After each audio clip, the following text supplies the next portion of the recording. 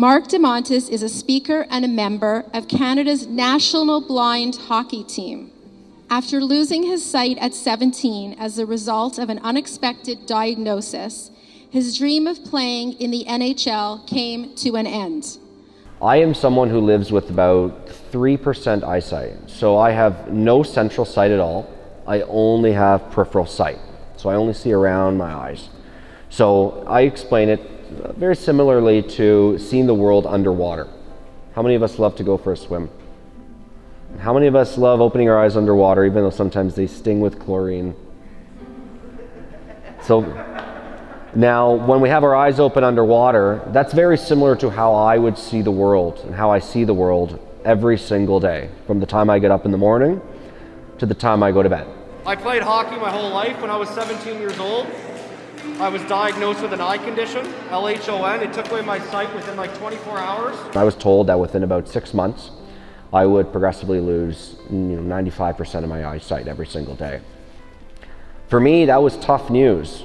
But what was tougher was the fact that it would be harder for me to play hockey with being only 1 year away from a potential NCAA hockey scholarship.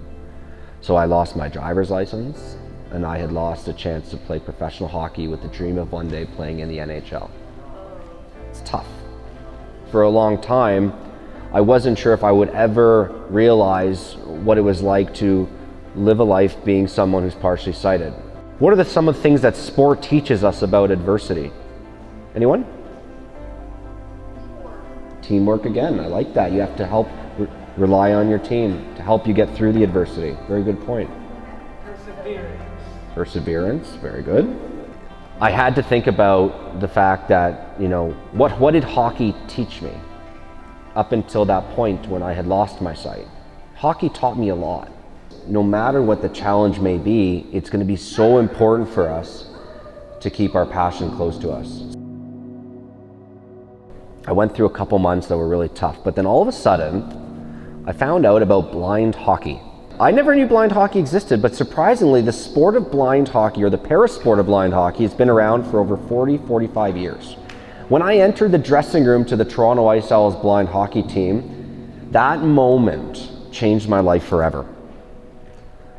Because think about it, I went from a point where I thought I was never going to play hockey again, and I had lost my sight, and a few months went by and they were really tough for my family and I, and we were going through so much adversity, and I had to find so much courage in my life to keep my passion close to me. But when I entered the dressing room, I realized something, that I was no different than anyone else. I was just one of the players on the team who also had a visual impairment. I started meeting the other players on the team and realizing that everyone also had the same passion that I did. Everyone really loved hockey. But I asked a question to one of the players that was sitting next to me in the locker room, and I asked, do kids, boys and girls, who are blind across the country, do they get a chance to play? Do they too play hockey? And I found out fast when I was 17 that there were no programs for boys and girls across the country who were blind or partially sighted. Because I started realizing, because there was no programs for boys and girls, I got so angry and I got so sad and I was so disappointed, I realized we needed to change this. So a couple of years later, a few friends and I strapped on a pair of rollerblades and we went on a 5-province, 5,000-kilometer journey. We rollerbladed from Toronto all the way to Vancouver to raise money to start what's called Courage Canada, which would be the start of the Canadian Blind Hockey Association. That was in 2009. 2 years later, in 2011, I did another rollerblade from Halifax across 5 more provinces, 2,000 kilometers to Toronto, and even came through Montreal, which was pretty cool and very memorable.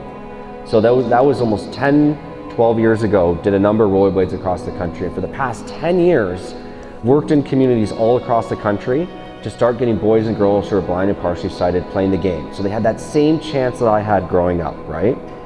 And I realized, working with so many boys and girls who are blind or partially sighted across the country, that how much they've inspired me to want to start working with more and more people of all ages and all abilities across Canada to get access to playing hockey. Because I realized that there's so many more people, even those who are not blind or partially sighted, like we talked about, but may have different disabilities and different abilities, who still want to play hockey and love hockey and participate.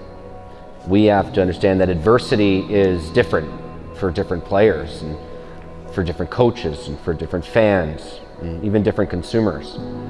We all face challenges differently, and sometimes the challenges we have playing hockey are no different than the challenges we may have in terms of accessibility in the environment of the arena, or the inclusion around customer service, or maybe what it's like to simply be a fan and find accessible seating, right? So accessibility inclusion is all around us. It's what we hear, to what we see, to what we feel, to how we learn to love the game, even despite some challenges we may have. One thing that you need to understand is that people that are going to be on the ice are visually impaired. So the point is that there's no limit to what you can achieve in life. Okay, if someone says, you're nuts, you're playing hockey, you don't see very well, because I see about 5% or less than what a regular vision person will see. So people say, you're nuts, you can't. Cannot is not part of the vocabulary, okay? Don't let anybody limit yourself. The only limits are the ones that you will impose yourself, or I would say sheer safety. But besides that, be yourself. Believe in what you can do. Achieve as much as you can. There's no limit. And don't let the world around you make you believe there are limits. Okay? There's no limits. You can do what the hell you want. Usually in hockey there's a lot of fighting, there's a lot of ramming into the sideboards, but there's nothing here. Everyone's playing for the fun, and yeah, it's really amazing to watch. It's amazing. It's like, I never saw a game like this in my whole entire life. I love it, it's so cool. Why are you so excited? Because I've never been in a hockey game before. Never, no games? Never. It's my first hockey game. Been able to travel all across the country, being able to meet people just like you. That's what's really fired me up to want to continue trying to increase accessibility, increase inclusion, and increase ways that we can work together to break down barriers in the game.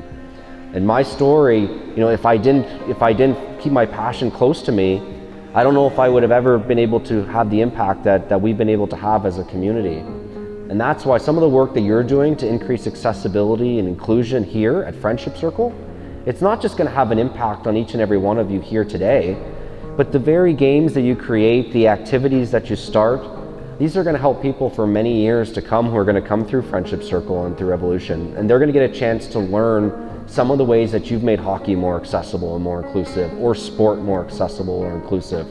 So every single thing that you're doing every day or whenever you come here, just know that it's going to have an impact not just on each and every one of you in a collective and collaborative effort, but it's going to have an impact on those who are going to come to Friendship Circle who maybe didn't realize it existed. And we all know the difference that this place has and the impact it's had on each and every one of you. So keep doing the great work you're doing and keep ensuring that we can increase accessibility and inclusion. And by doing this, we're going to change the lives of a lot of people. And I think if we do this together, that's the first step to breaking down barriers. I'm feeling bad for you, and I'm sorry for you. You see?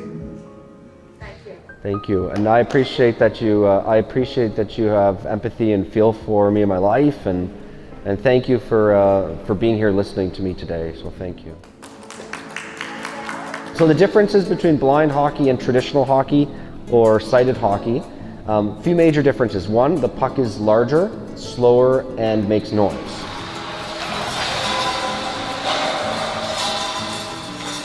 So it's about 2.5 times the size of a regular puck, and it has ball bearings inside, so players on the ice who are blind or partially sighted can use the sound, as we heard earlier, and their hearing to locate the puck.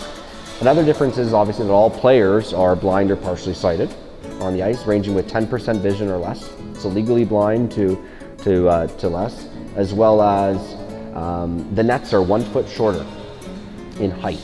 So part of that is so we keep the pucks lower on the ice, because the goalies are all fully blind and you wouldn't want any of them to get injured. So we have to think about communication. That's so important in sport, like you said. So we want to help one another when we communicate. For different people with different abilities, there's different types of communication. When we think of hockey and we think of inclusion and accessibility, what are some of the things that come to us? that we think about? Helping friends. Helping friends, teammates, friends, absolutely. Using sounds to know where the puck and different things are. Wow, that's impressive. Using sound.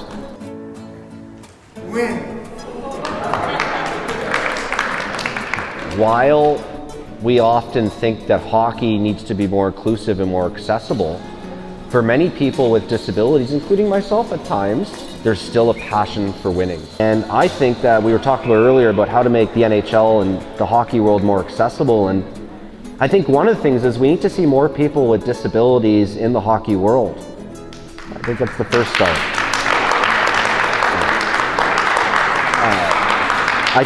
I think that people of all abilities are largely misunderstood when it comes to hockey. We love the game just as much. We want to play, we want to be a fan, we want to consume the game, we want to go to games. These are things, and if we don't see people with disabilities, whether it's on TV or managing the teams we love, we'll never be able to make the game more accessible for people who want to access it. I played hockey with a pretty cool hockey player growing up, and I played against him in high school hockey. He was a couple years younger than me. He was a player that many thought maybe couldn't play hockey or wasn't supposed to play hockey because of the color of his skin. And I remember in high school playing against him, and he was one of the best players on the ice. And he taught so many people where I came from playing hockey that it didn't matter what color you were or where you were from, but hockey is hockey. And right now I see him on TV saying the same thing, and that's PK Subban. And so,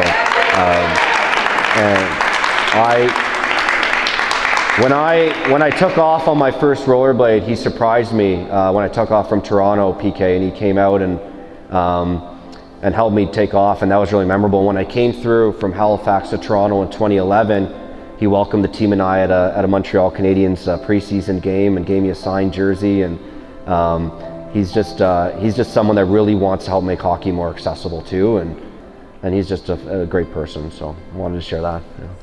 We have some Revolution swag, which many of our revolutionaries, as we call them, are wearing today. So we have a Revolution sweatshirt for you, and we have a Revolution cap that maybe you'd like to put on now and change your cap. Put that on. There you go. Oh, there. So now you're officially one of us.